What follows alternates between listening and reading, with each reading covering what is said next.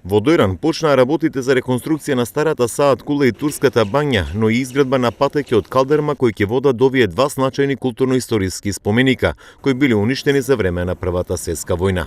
Во моментот се работи на уредување на постоечките патеки кои ќе бидат поплочени со камен, а во соработка со Завод и музеј Струмица ќе се пристапи на подигање на Саат кулата и реставрација и конзервација на старата турска бања. Првиот човек на Дојран, Анго Ангов, очекува овие два објекти да ја збогата туристичката понуда. Се работи за возобновување на историските знаменитости, односно на Саат кулата и турската бања.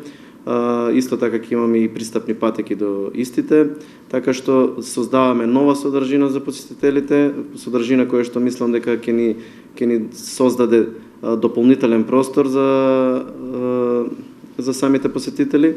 И мислам дека овој проект ми е еден од фаворитите, затоа што знам дека ќе предизвика бура на реакции, бура на посети од страна на посетителите и туристи.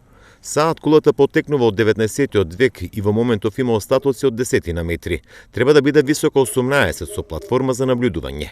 Паралелно, во соработка со Струмичкиот музеј ќе се реставрира турската бања за да се сочува нејзината автентичност.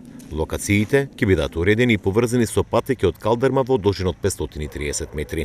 Сето ова значи враќање во првобитната состојба, онака како што било пред Првата светска војна. Знаете дека тие објекти се разрушени за време на Првата светска војна.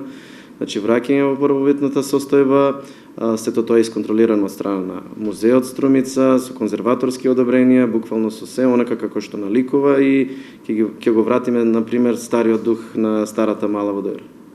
Подигањето на орнисаната Саат кула во Дојран и реставрацијата на турската бања се очекува да бидат готови до август идната година. Средствата се обезбедени од Европската унија од програмата за прекогранична соработка во висина од 250.000 евра.